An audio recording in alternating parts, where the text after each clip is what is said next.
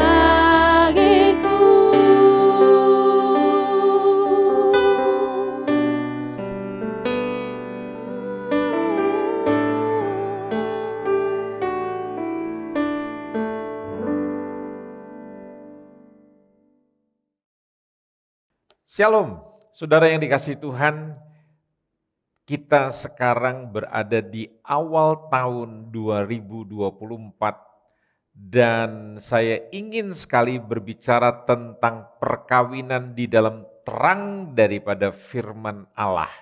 Nah, saudara-saudara yang dikasihi Tuhan, berdasarkan hasil survei daripada Biro Pusat Statistik bahwa angka perceraian di tahun 2023 ini terjadi kasus perceraian sebanyak 516.334 kasus pada tahun 2022. Jadi ini berdasarkan laporan statistik daripada BPS tahun 2023. Jadi angka ini meningkat 15% dibandingkan pada tahun 2021 yang mencapai 447.743 kasus. Nah, saudara, tingginya kasus perceraian ini dalam 6 tahun terakhir ini yang paling banyak itu merupakan cerai gugat. Artinya gugatan perceraian yang diajukan oleh pihak istri sebanyak 75,21% dari total seluruh kasus perceraian atau sekitar 338.358 kasus, ya.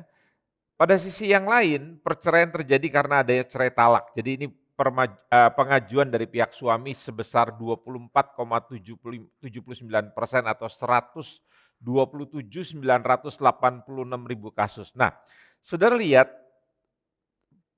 perceraian lebih daripada separuh itu diajukan oleh pihak istri.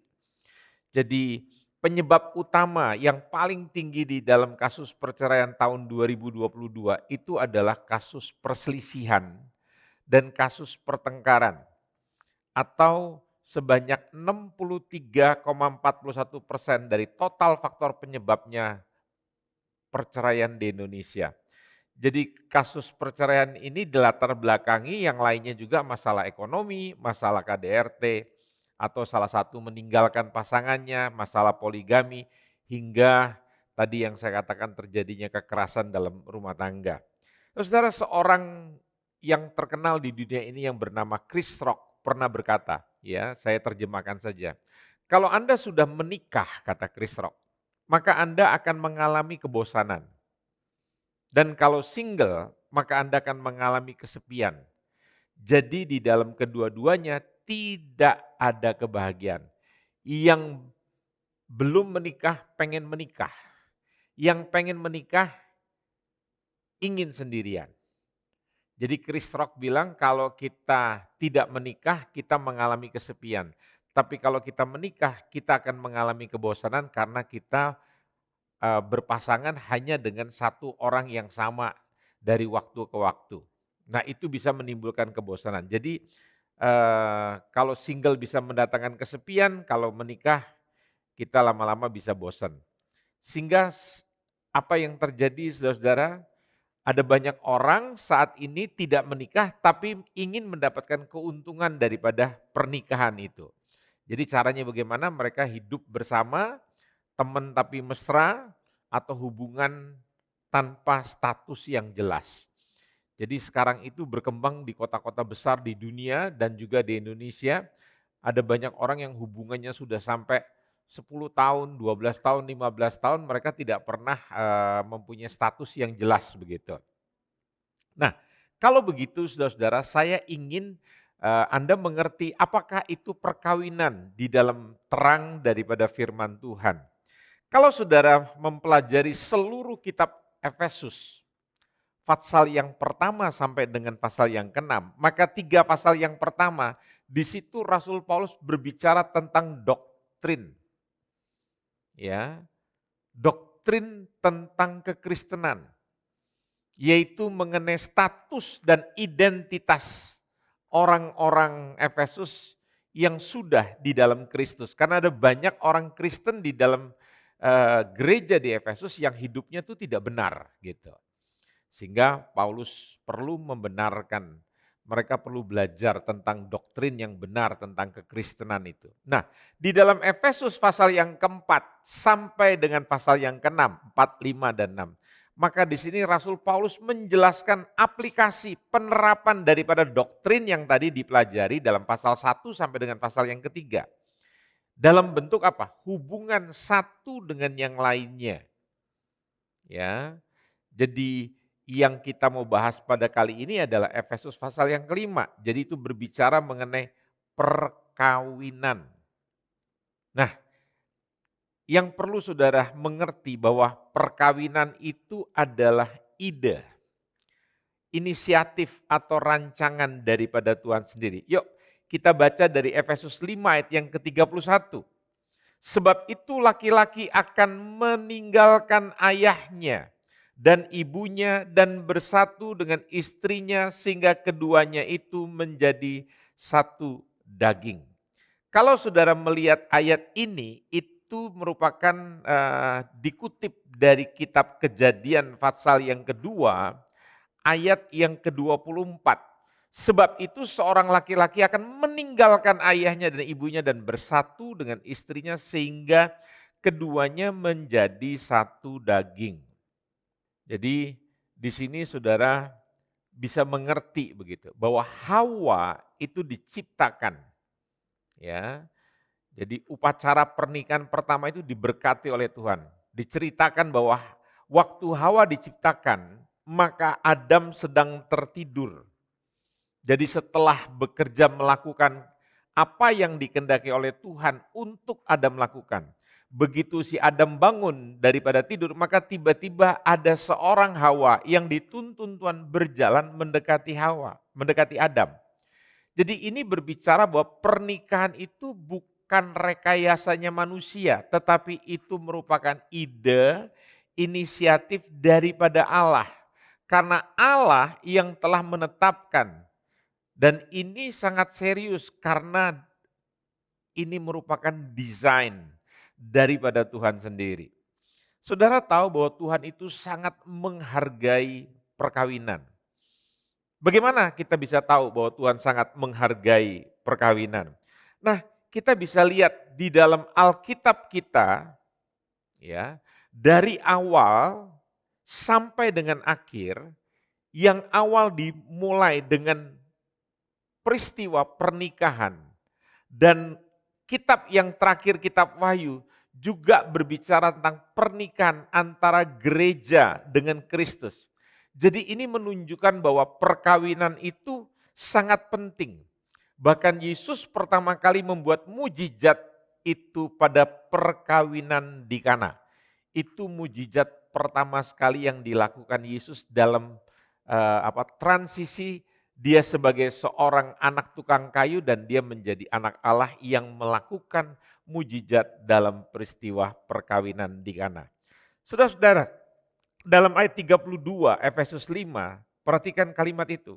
Rahasia ini besar, tetapi yang aku maksudkan ialah hubungan Kristus dan jemaat.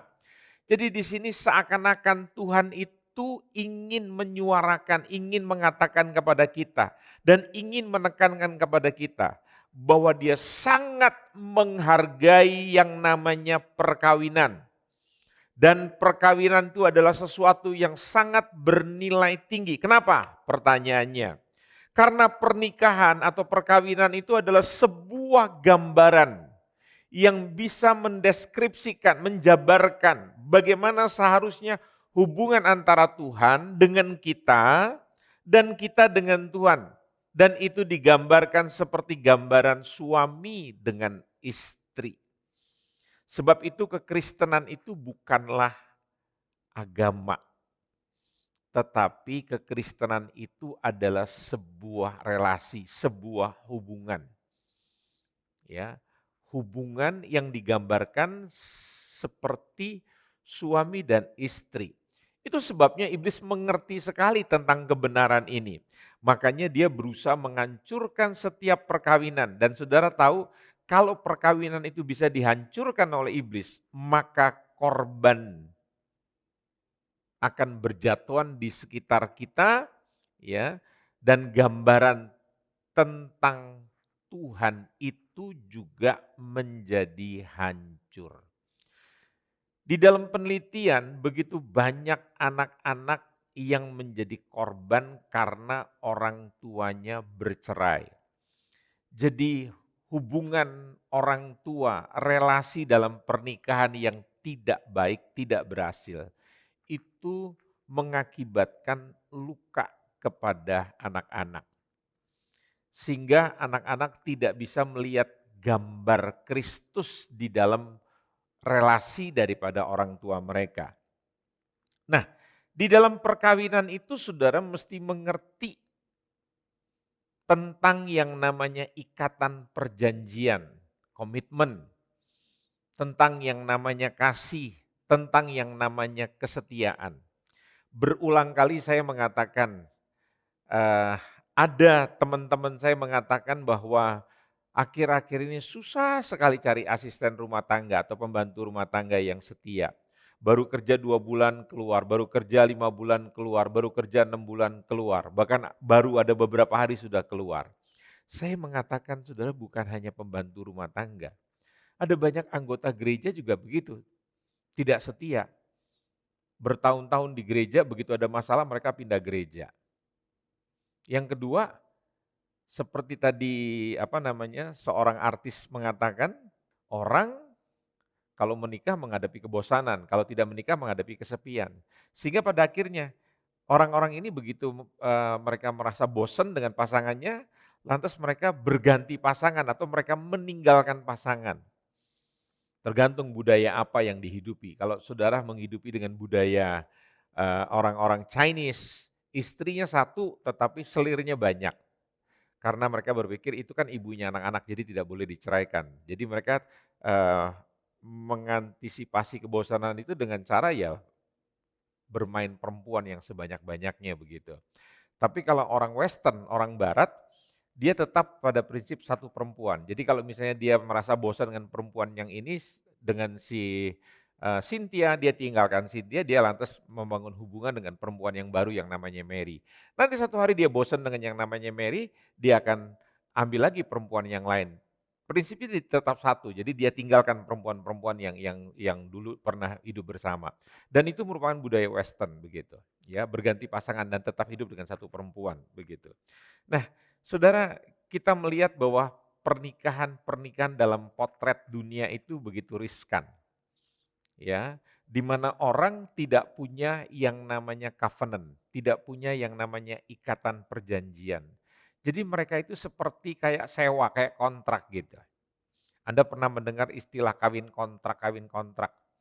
Ya, selama si laki-laki bekerja di Indonesia, ada perempuan-perempuan yang susah mendapatkan biaya kehidupan, tapi ada laki-laki yang mau membiayai dia sebulan katakanlah 8 juta atau 10 juta begitu. Sehingga perempuan-perempuan ini mau dikawini oleh laki-laki yang bekerja sementara di Indonesia. Sehingga pada akhirnya saudara-saudara nanti begitu selesai mereka bekerja, pernikahan itu dengan sendirinya berakhir. Itulah perkawinan kontrak. Ya, dan perkawinan kontrak seperti itu juga menghasilkan begitu banyak keturunan. Karena perkawinan tidak didasari dengan perjanjian seumur hidup. Sehingga pernikahan itu gampang saja selesai begitu saja. Ya, tetapi kalau saudara menikah di dalam ikatan perjanjian Tuhan, sekalipun kita gagal, ya, perhatikan kalimat saya, sekalipun kita gagal setia dengan Tuhan, Tuhan itu setia dengan kita. Kadangkala kita memberontak lawan Tuhan, tapi Tuhan tetap mengampuni kita. Nah, inilah yang harus saudara dan saya mengerti di dalam kita mempraktekkan pernikahan kita. Kita tidak bisa memakai konsep daging kita, konsep daripada pengertian manusia. Wajar saudara, kalau kita gigi ganti gigi, darah ganti darah. Kalau kita disakiti, kita membalas menyakiti. Itu adalah konsep duniawi, konsep daging. Tapi kalau saudara sudah lahir baru, saudara hidup dipenuhi oleh pada Roh Kudus. Jadi firman, Injil itu, kebenaran itu, Kristus itu sudah ada di dalam hidup saudara, ya, maka sulit saudara untuk membiarkan daging saudara itu menguasai diri saudara. Tuhan yang Maha Pengampun ada di dalam diri saudara. Maka saudara sulit untuk tidak mengampuni orang yang bersalah kepada saudara. Tuhan yang Maha Pemurah sudah ada hidup di dalam diri saudara. Maka saudara sulit untuk menjadi orang yang kikir dalam kehidupan ini. Ya. Pada waktu kita berlaku tidak setia, Tuhan tetap setia. Nah, itu sebabnya karakter kita di dalam pernikahan itu bukan didasari oleh kedagingan kita, atau oleh kemanusiaan kita, atau oleh perasaan pikiran kita. Tapi kita betul-betul berjalan di dalam pengertiannya Kristus. Atau dalam arti kata lain, membiarkan Kristus yang mengendalikan, memimpin kehidupan kita. Ada banyak orang yang mengatakan dirinya pengikut Kristus, tetapi dia tidak mau dipimpin oleh pada firman Tuhan. Saudara, ini kasih Tuhan, ya, dalam kehidupan pasangan suami istri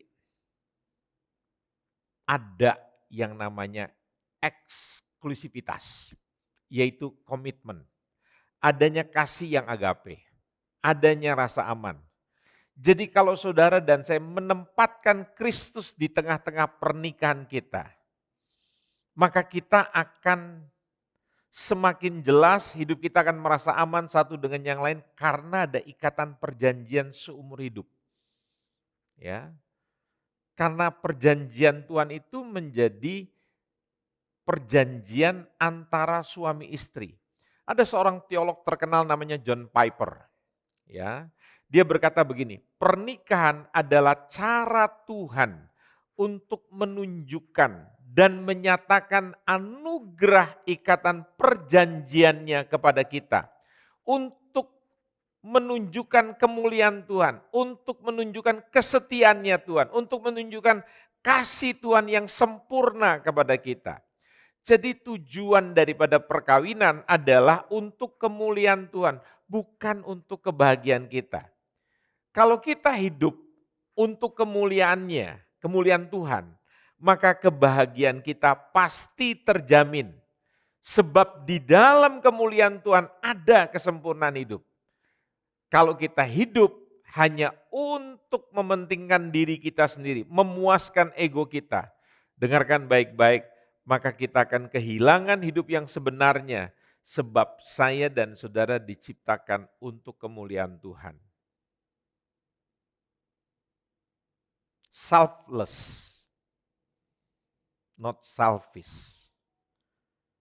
Ya, selfless itu artinya saudara tidak lagi hidup mementingkan diri saudara. Selfish itu artinya hidup yang berpusat kepada kepentingan diri saudara sendiri.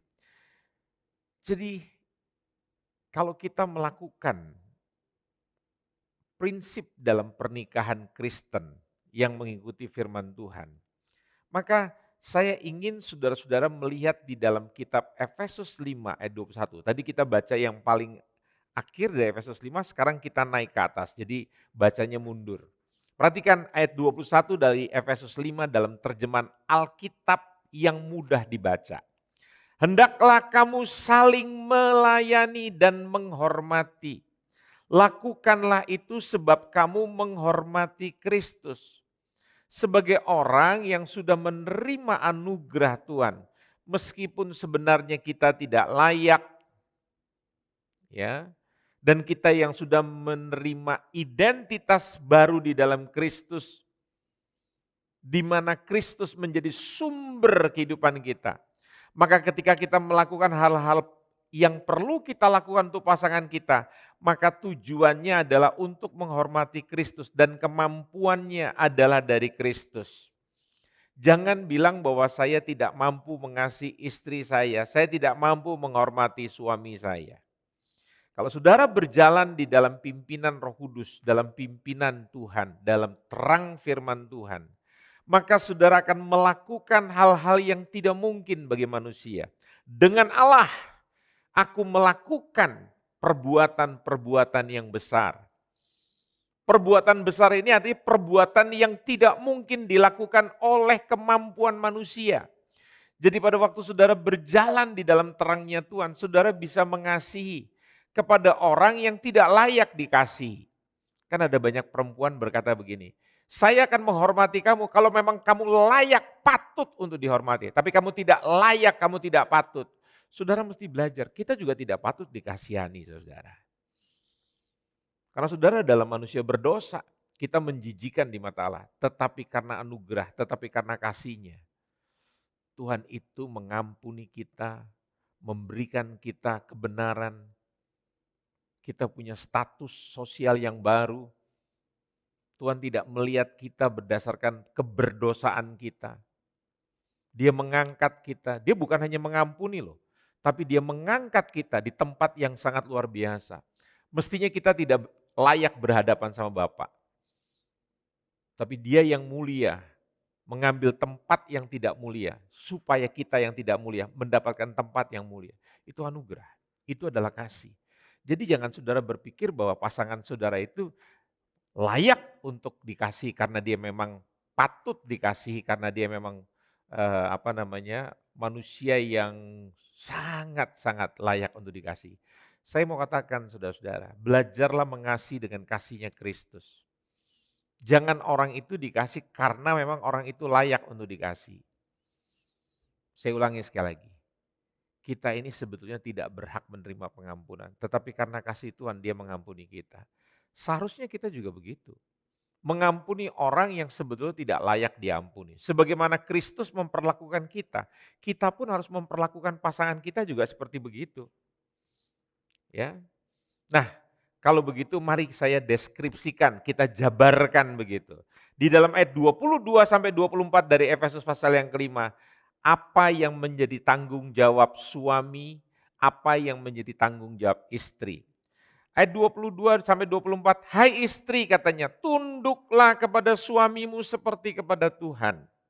Karena suami adalah kepala istri sama seperti Kristus adalah kepala jemaat. Dialah yang menyelamatkan tubuh. Karena itu sebagaimana jemaat tunduk kepada Kristus, demikian jugalah istri kepada suami dalam segala sesuatu. Tunduk di sini tidak berarti wanita itu lebih rendah dibandingkan laki-laki. Tetapi di mata Tuhan, nilai laki-laki dengan nilai perempuan itu setara. Sama berharganya.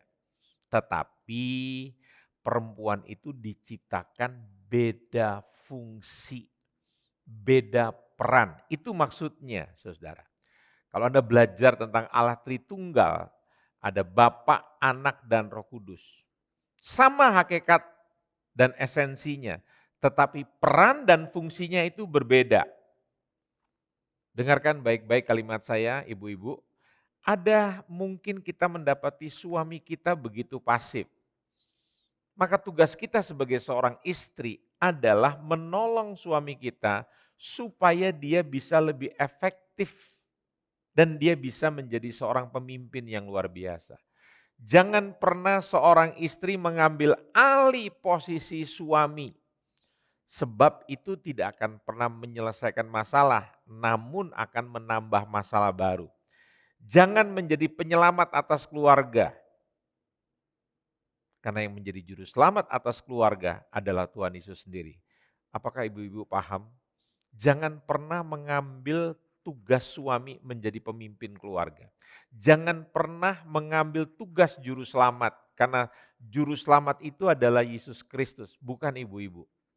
Jadi ibu-ibu tidak perlu menjadi penyelamat dalam keluarga. Kita kan begitu ya, kita merasa bahwa kita punya kemampuan untuk mendidik anak-anak kita sehingga sebelum sampai dia masuk di kindergarten, taman kanak-kanak umur 5 tahun, kita lihat anak kita sudah mampu membaca, menulis, wow luar biasa.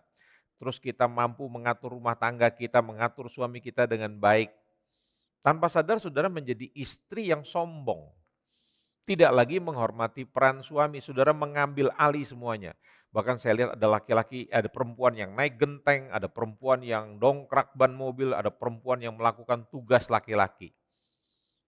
Ya, saya pikir seorang wanita juga mesti mendorong suaminya untuk melakukan pekerjaan sebagai seorang laki-laki. Jangan mengambil alih. Yang selanjutnya adalah peran seorang suami.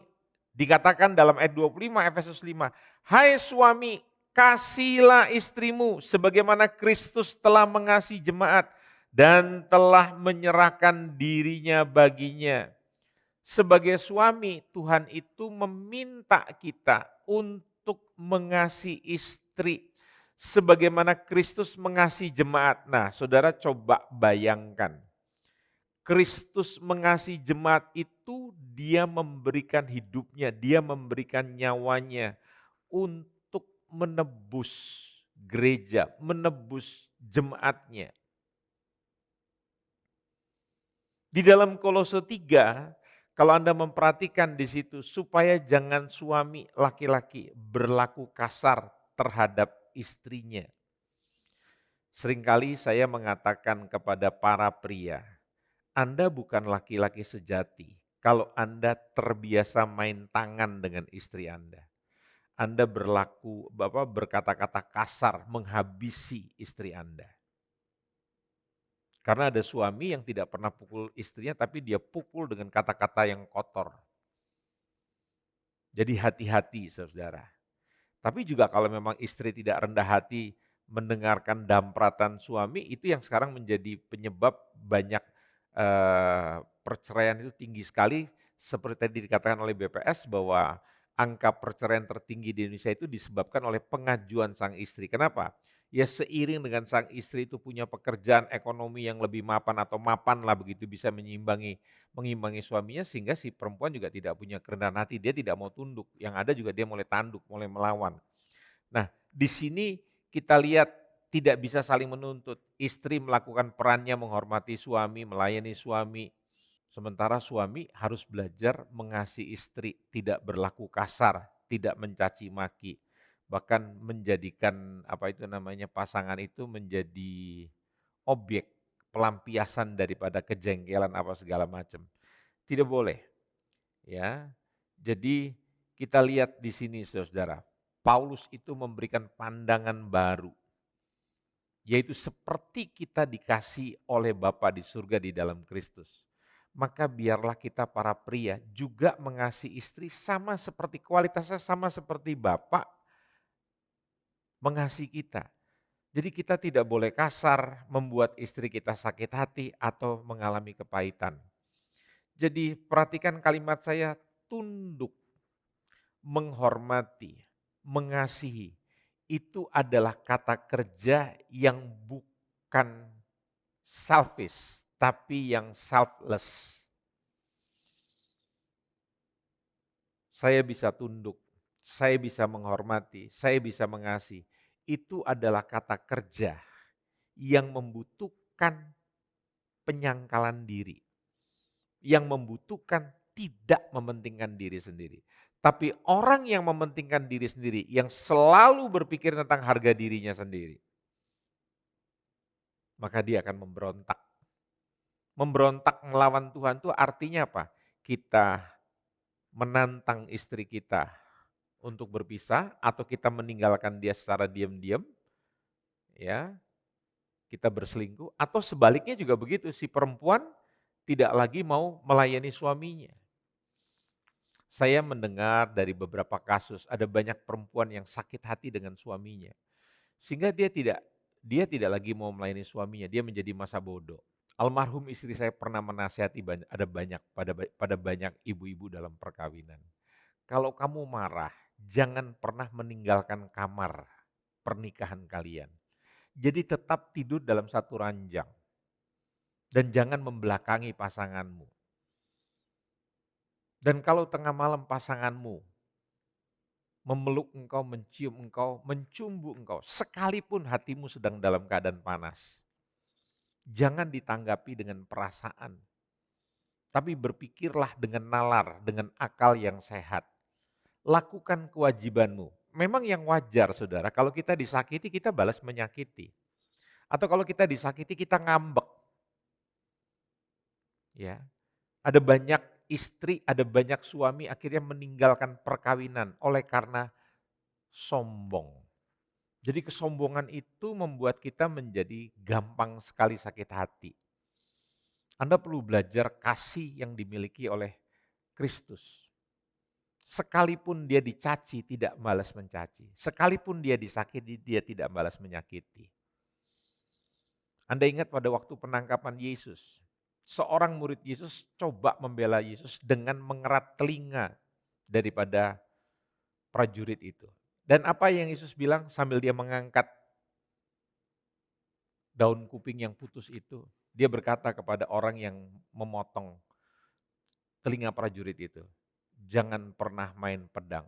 Apa kamu pikir aku tidak bisa memanggil malaikatku untuk membunuh mereka semua?" Kalau kita punya kemampuan, kalau kita punya finansial yang berhasil, kita punya kedudukan yang berhasil, tatkala kita disakiti, kita punya modal untuk melawan Tuhan. Yaitu bagaimana caranya melawan Tuhan? Meninggalkan pernikahan itu, menantang pasangan itu, untuk kita memberikan ancaman. Saya mau kasih tahu saudara, di dalam pernikahan itu kita bisa menghadapi persoalan-persoalan yang tidak mudah. Saya teringat dengan kesaksian daripada seorang kawan yang dia mengatakan, saya dengan istri saya sudah tidak cocok Pak. Kami sudah coba bangun pernikahan kami, bukan hanya dalam hitungan hari, minggu, bulan, tapi tahunan Pak. Dan sudah tidak bisa dipertahankan. Saya coba tengahi sesuai dengan saya bertanya, apakah waktu kamu menikah kamu dijodohkan? Apakah pada waktu kalian menikah kalian dalam keadaan tidak sadar, terpaksa begitu? Enggak Pak. Kami menikah dengan rasa cinta dan kami merasa bahwa dia adalah pasangan hidup saya. Tapi dengan berjalannya waktu, saya merasa bahwa dia bukan pasangan saya. Saya telah salah memilih. Saya tanya, dari mana kamu bisa berasumsi atau membuat sebuah kesimpulan bahwa saya telah salah memilih bahwa pasangan saya itu bukan jodoh saya.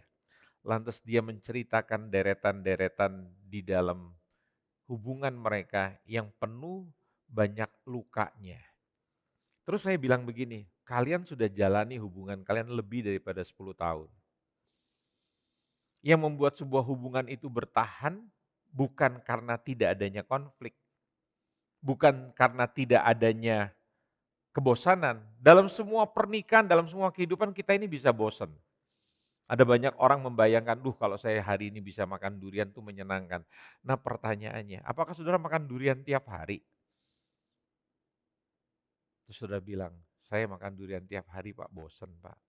Lantas saudara mensejajarkan, sama kalau saya berhadapan dengan perempuan yang sama setiap tahun, itu akan membuat saya bosan seperti kata komedian tadi, Chris Rock bilang begitu. Tapi masalahnya kalau kita sendirian kita juga kesepian. Ada banyak teman-teman saya yang sampai hari ini belum menikah, sudah usianya di atas 60-an, dia menghadapi problem kesepian. Gitu. Ya. Kembali pada cerita teman saya tadi, begitu dia menceraikan, betul-betul dia menceraikan istrinya. Dan 1 tahun kemudian dia mendapatkan seorang perempuan yang menurut anggapan dia, ini adalah jodoh saya. Singkat cerita mereka menikah. Saudara tahu, yang laki-laki punya gambaran, ekspektasi, bahwa yang perempuan itu bisa memuaskan dia. Maksudnya bisa memenuhi yang menjadi keinginan hatinya. Saya mau kasih tahu saudara, tidak ada manusia yang bisa membahagiakan diri saudara. Hanya Kristus. Jadi kalau saudara tidak ketemu dengan Kristus dan saudara berharap kepada manusia, manusia dalam keberdosaannya, mereka juga hidup di dalam kekosongan. Nah kalau mereka juga nggak ketemu dengan Kristus, lantas mereka berpikir nanti pernikahan itu bisa saling mengisi. Yang terjadi apa? Karena dua-duanya sama-sama luka, dua-duanya sama-sama belum menemukan Kristus, maka dua-duanya akan saling melukai. Dari mana saya mengerti hal itu? Pasti dong, dia meninggalkan istrinya kan berarti dia bukan orang yang takut akan Tuhan. Karena orang yang takut akan Tuhan tidak akan pernah mau meninggalkan pernikahannya. Karena dia tahu pernikahannya itu adalah komitmen dia seumur hidup. Yang kedua, begitu dia menikah dengan perempuan barunya, saya jamin bukan 100%, 1.000.000%. Dia akan menghadapi konflik yang baru lagi. Dan setelah beberapa tahun, saudara tahu teman saya ini jarang pulang ke rumah. Kenapa? Karena dia mendapati konflik dan dia mendapati bahwa apa yang menjadi ekspektasinya dia, harapan-harapannya dia tidak terpenuhi dengan pasangan barunya. Sebaliknya pasangannya juga luka juga dengan dia. Saya mau beritahu pada perempuan-perempuan yang belum menikah, jangan pernah mengganggu suami orang. Kalau laki-laki itu masih terikat dalam pernikahan, jangan bermimpi untuk menikah dengan laki-laki yang lain. Mendingan saudara menikah dengan duda yang sudah ditinggal mati oleh pasangan. Mendingan saudara menikah dengan pria lajang yang belum pernah menikah. Tapi jangan pernah mengganggu laki-laki yang lagi punya konflik dengan rumah tangga dan mau bercerai, terus saudara berkata, saya adalah cadangan untuk menolong Anda. Anda tidak melakukan pertolongan, tapi Anda merusak, Anda menjadi pelakor, dan Anda akan dikutuki oleh banyak orang. Saya pikir hidup itu tidak boleh demikian, saudara. Ya, jadi sekali lagi kita akan mengerti tentang perkawinan kalau kita punya hubungan yang baik dengan Tuhan. Dan seorang teolog yang baru saja meninggal di tahun 2023, Tim Keller pernah berkata, kanker yang membunuh perkawinan adalah selfish atau mementingkan diri sendiri. Jadi kalau saudara hidup dalam pernikahan itu mementingkan diri sendiri, itu adalah penyakit kanker yang sedang dirawat dalam kehidupan perkawinan saudara. Ya, jadi sekali lagi kita harus belajar tidak mementingkan diri sendiri. Memang mudah ya saudara ya, untuk tunduk kepada orang yang tunduk pada kita. Maksudnya gini, kita bisa menghormati kalau orang itu hormat pada kita. Kita bisa tunduk pada orang yang sayang pada kita. Atau kita akan sayang pada orang yang memberikan penghargaan kepada kita. Tetapi sebaliknya susah dan sangat berat tunduk kepada orang yang tidak mengasihi kita. Sebaliknya kita disuruh mengasihi orang yang pada istri yang suka melawan kita. Itu sulit sekali saudara. Kenapa? Karena prinsip dunia itu adalah reciprocal. Apa itu reciprocal? Timbal balik begitu. Ya. Tetapi saudara perlu belajar hidup di dalam Injil Kristus. Hidup di dalam kasih karunia-Nya Tuhan yang luar biasa. Yang memberikan sesuatu yang sebetulnya tidak layak kita terima. Itu yang perlu saudara sadari. Kekristenan bukan hanya hal yang sukar atau hal yang susah, tetapi hal yang mustahil dilakukan karena itu kita membutuhkan kuasa Roh Kudus. Contoh yang simple. Tuhan bilang kalau kamu ditampar pipi kiri, kasih pipi kanan. Jujur deh. Susah enggak? Tidak mungkin.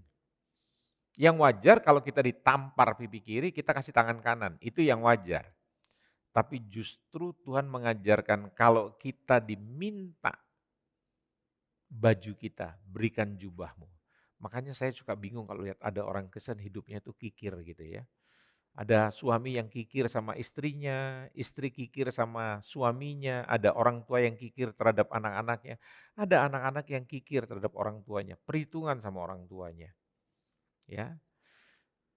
Efesus pasal yang kelima ayat 2 dan ayat 18. Perhatikan baik-baik. Hiduplah di dalam kasih. Sebagaimana Kristus Yesus juga telah mengasihi kamu. Dan telah menyerahkan dirinya untuk kita sebagai persembahan dan korban yang harum bagi Allah. Jadi orang yang hidup di dalam kasih itu kita lihat bagaimana dioramanya.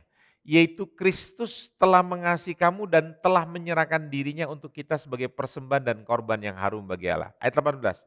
Dan janganlah kamu mabuk oleh anggur, karena anggur menimbulkan hawa nafsu, tetapi hendaklah kamu penuh dengan roh. Jadi kalau Tuhan itu menuntut suami melakukan seperti tadi yang diperintahkan untuk istri, maka Tuhan sudah melakukannya terlebih dahulu.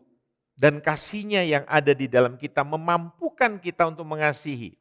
Sekali lagi saya ulangi, kalau Tuhan itu menuntut suami melakukan untuk istri, yaitu apa? Mengasihi istri. Maka Tuhan sudah melakukannya terlebih dahulu. Dan kasih-Nya yang ada di dalam diri kita itu memampukan kita untuk mengasihi. Ingat perkataan Rasul Yohanes di dalam 1 Yohanes. Kalau kita itu mengalami kasih Allah, maka kita akan mampu mengasihi orang lain. Jadi persoalannya apakah saya harus mengasihi Tuhan atau harus mengasihi sesama? Persoalannya bukan di situ. Titik persoalannya apakah kita menerima, kita merasakan kasih Tuhan. Kalau saudara merasakan kasih Tuhan, maka saudara punya kemampuan untuk mengasihi orang yang tidak layak saudara kasih. Dengarkan bahasa yang lain. Kalau saudara memiliki kasih Allah, saudara mempunyai kemampuan disakiti oleh orang-orang yang saudara cintai. Masih ingat ilustrasi saya, seorang ibu yang penuh dengan cinta kasih. Tatkala anaknya menyusu, puting susunya itu digigit dengan keras. Apakah ibu itu lantas membanting anak itu, memukul anak itu? Enggak. Dia akan bercanda, dia akan bilang pada anak, aduh, aduh, aduh jangan keras-keras, mama sakit nih sayang, gitu. Walaupun dia disakiti, tapi kenapa dia punya kemampuan untuk menahan rasa sakit? Karena dia punya cinta. Kenapa sekarang pasangan suami istri tersinggung? Kenapa banyak anggota gereja yang mudah tersinggung? Kenapa? Karena kita tidak lagi dipenuhi dengan cinta kasih. Yang ada kita mulai membicarakan aturan-aturan. Gereja menjadi gereja yang legalistik, tidak lagi hidup di dalam kasih seperti jemaat Efesus. Wah, peraturan-peraturan itu strict dilakukan. Begitu tidak dilakukan kita menjadi pengkritik, kita menjadi penghujat. Kadang-kala kita mengkritik pasangan kita, kadang-kala kita mencaci maki pasangan kita. Karena ada aturan-aturan yang dilanggar. Kita tidak lagi menerapkan kasih. Sehingga rumah tangga menjadi neraka. Sebagai ayat penutup saudara-saudara, dalam Yohanes 4, 13-14. Barang siapa minum air ini, ia akan haus lagi. Kalau saudara minum dari air yang dari sumur, dari dunia ini. Kalau saudara hidup bercermin, berkaca kepada apa yang dikatakan oleh dunia. Percayalah, hidup saudara akan selalu haus, saudara akan selalu hampa. Ya, tetapi barang siapa minum air yang kuberikan kepadanya, ia tidak akan haus untuk selama-lamanya. Sebaliknya air yang akan kuberikan kepadanya akan menjadi mata air di dalam dirinya yang terus-menerus memancar sampai kepada hidup yang kekal. Kalau Anda memiliki Kristus Bapak Ibu dalam pernikahan Anda, hidup Anda itu akan menjadi pancaran berkat. Akan membual, meluap-luap gitu. Membual itu seperti air yang terus naik ke atas itu. Memberikan sebuah keindahan. Mari kita memeriksa pernikahan kita dan kita bertobat mulai saat ini saudara. Kalau ada suami yang sekarang mulai berlaku begitu keras terhadap istrinya, kalau ada istri yang selalu menuntut suaminya mesti begini, mesti begini, mesti begini, dan tidak bisa toleran gitu, tidak bisa sabar menghadapi kelemahan pasangan. Ini saat yang paling baik, saudara untuk bertobat. Ingatlah, Kristus dengan kasih karunia-Nya tidak hanya memberikan saudara pengampunan, tapi Kristus juga memberikan kebenaran, status yang mulia buat saudara. Kenapa seringkali kita merendahkan orang, merendahkan pasangan kita? Kenapa kita tidak dengan kasih Kristus, sebagaimana Dia memberikan status yang mulia buat kita. Mari kita angkat pasangan kita. Jangan kita suka merendahkan pasangan kita. Jangan suka kita membanding-bandingkan, suka menjelek-jelekan. Saya pikir itu adalah menjadi penyebab hancurnya sebuah rumah tangga. Saya akan ajak saudara pada hari ini untuk kita di tempat kita masing-masing. Kalau Anda bersama dengan pasangan, mari gandeng pasangan Anda. Mungkin duduk berdampingan, Anda saling berpegangan tangan, Anda berdoa. pada saat ini, meminta Tuhan untuk menolong pernikahan saudara, supaya pernikahan saudara ada di dalam terangnya Kristus. Anda bilang sama Tuhan, Tuhan selamatkanlah kami berdua. Selamatkan pernikahan ini, karena pernikahan seperti sebuah perahu. Dan di dalamnya ada anak-anak. Kalau pernikahan itu baik, maka itu akan membuat anak-anak Anda juga mempunyai masa depan yang luar biasa. Tapi kalau pernikahan itu hancur, kapal itu pecah, maka anak-anak akan tenggelam. Saudara, mari kita tenangkan hati kita dan kita akan mendengarkan sebuah pujian. Dan kita nyanyikan secara pelan-pelan, nanti kita akan berdoa. Tenangkan hati kita.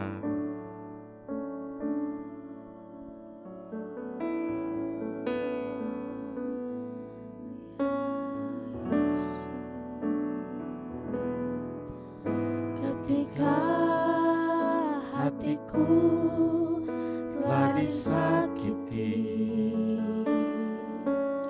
ajarku memberi, hati mengampuni. Ketika hidupku telah dihakimi, ajarku memberi, hati mengasihi.